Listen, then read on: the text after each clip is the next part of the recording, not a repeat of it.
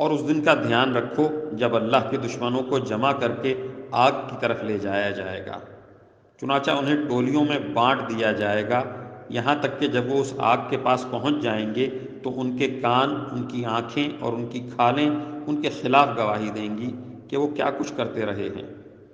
وہ اپنی کھالوں سے کہیں گے کہ تم نے ہمارے خلاف کیوں گواہی دی؟ وہ کہیں گے کہ ہمیں اسی ذات نے بولنے کی طاقت دے دی ہے جس نے ہر چیز کو گویائی عطا فرمائی، اور وہی ہے جس نے تمہیں پہلی بار پیدا کیا تھا اور اسی کی طرف تمہیں واپس لے جایا جا رہا ہے۔ اور تم گناہ کرتے وقت اس بات سے تو چھپ ہی نہیں سکتے تھے کہ تمہارے کان، تمہاری آنکھیں اور تمہاری کھالیں تمہارے خلاف گواہی دیں، لیکن تمہارا گمان یہ تھا کہ اللہ کو تمہارے بہت سے اعمال کا علم نہیں ہے۔ اپنے پروردگار کے بارے میں تمہارا یہی گمان تھا جس نے تمہیں برباد کیا، اور اسی کے نتیجے میں تم ان لوگوں میں شامل ہو گئے جو سراسر خسارے میں ہیں۔ اب ان لوگوں کا حال یہ ہے کہ اگر یہ صبر کریں تب بھی آگ ہی ان کا ٹھکانہ ہے، اور اگر یہ معذرت چاہیں تو یہ ان لوگوں میں سے نہیں ہیں جن کی معذرت قبول کی جاتی ہے۔ اور ہم نے دنیا میں ان پر کچھ ساتھی مسلط کر دیے تھے جنہوں نے ان کے آگے پیچھے کے سارے کاموں کو خوشنما بنا دیا تھا۔ چنانچہ جو دوسرے جنات اور انسان ان سے پہلے گزر چکے ہیں ان کے ساتھ مل کر عذاب کی بات ان پر بھی سچی ہوئی، یقیناً وہ سب خسارہ اٹھانے والوں میں سے ہیں۔ اور یہ کافر ایک دوسرے سے کہتے ہیں کہ اس قرآن کو سنو ہی نہیں اور اس کے بیچ میں غل مچا دیا کرو تاکہ تم ہی غالب رہو۔ اس لیے ہم ان کافروں کو سخت عذاب کا مزہ چکھائیں گے، اور یہ دنیا میں جو بدترین کام کیا کرتے تھے اس کا پورا پورا بدلہ دیں گے۔ یہی ہے سزا اللہ کے دشمنوں کی جو آگ کی صورت میں ہوگی، اسی میں ان کا دائمی ٹھکانہ ہوگا، جو اس بات کا بدلہ ہوگا کہ وہ ہماری آیتوں کا انکار کیا کرتے تھے۔ اور یہ کافر لوگ کہیں گے کہ اے ہمارے پروردگار، ہمیں ان جنات اور انسانوں دونوں کی صورت دکھائیے جنہوں نے ہمیں گمراہ کیا تھا، تاکہ ہم انہیں اپنے پاؤں تلے ایسا روندیں کہ وہ خوب ذلیل ہوں۔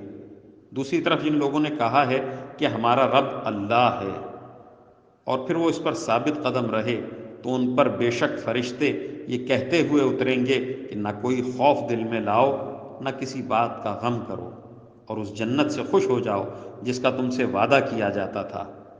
ہم دنیا والی زندگی میں بھی تمہارے ساتھی تھے اور آخرت میں بھی رہیں گے، اور اس جنت میں ہر وہ چیز تمہارے لیے ہے جس کو تمہارا دل چاہے، اور اس میں ہر وہ چیز تمہارے ہی لیے ہے جو تم منگوانا چاہو۔ یہ سب کچھ اس ذات کی طرف سے پہلی پہلی میزبانی ہے جس کی بخشش بھی بہت ہے، جس کی رحمت بھی کامل۔ اور اس شخص سے بہتر بات کس کی ہوگی جو اللہ کی طرف دعوت دے اور نیک عمل کرے اور یہ کہے کہ میں فرما برداروں میں شامل ہوں۔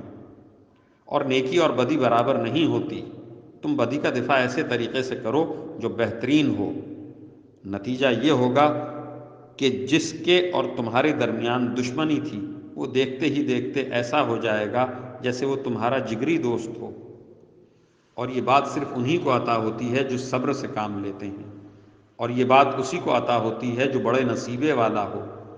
اور اگر تمہیں شیطان کی طرف سے کبھی کوئی کچوکا لگے تو شیطان مردود سے اللہ کی پناہ مانگ لیا کرو، بے شک وہ ہر بات سننے والا، ہر بات جاننے والا ہے۔ اور اسی کی نشانیوں میں سے ہیں یہ رات اور دن اور سورج اور چاند۔ نہ سورج کو سجدہ کرو نہ چاند کو، اور سجدہ اس اللہ کو کرو جس نے انہیں پیدا کیا ہے، اگر واقعی تمہیں اسی کی عبادت کرنی ہے۔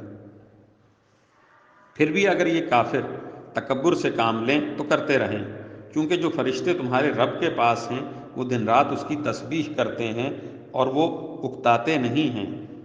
اور اس کی نشانیوں میں سے یہ بھی ہے کہ تم زمین کو دیکھتے ہو کہ وہ مرجھائی پڑی ہے، پھر جو ہی ہم نے اس پر پانی اتارا وہ حرکت میں آ گئی اور اس میں بڑھوتری پیدا ہو گئی۔ حقیقت یہ ہے کہ جس نے اس زمین کو زندہ کیا وہی مردوں کو بھی زندہ کرنے والا ہے، یقیناً وہ ہر چیز پر قادر ہے۔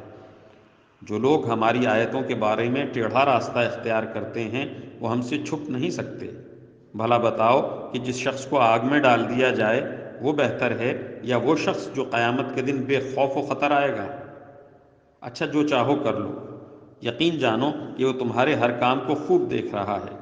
بے شک ان لوگوں نے بہت برا کیا جنہوں نے نصیحت کی اس کتاب کا انکار کیا جبکہ وہ ان کے پاس آ چکی تھی، حالانکہ وہ بڑی عزت والی کتاب ہے جس تک باطل کی کوئی رسائی نہیں، نہ اس کے آگے سے نہ اس کے پیچھے سے۔ یہ اس ذات کی طرف سے اتاری جا رہی ہے جو حکمت کا مالک ہے، تمام تعریفیں اسی کی طرف لوٹتی ہیں۔ اے پیغمبر صلی اللہ علیہ وسلم، تم سے جو باتیں کہی جا رہی ہیں وہ وہی ہیں جو تم سے پہلے پیغمبروں سے کہی گئی تھیں۔ یقین رکھو تمہارا پروردگار مغفرت کرنے والا بھی ہے اور دردناک سزا دینے والا بھی۔ اور اگر ہم اس قرآن کو عجمی قرآن بناتے تو یہ لوگ کہتے کہ اس کی آیتیں کھول کھول کر کیوں نہیں بیان کی گئیں؟ یہ کیا بات ہے کہ قرآن عجمی ہے؟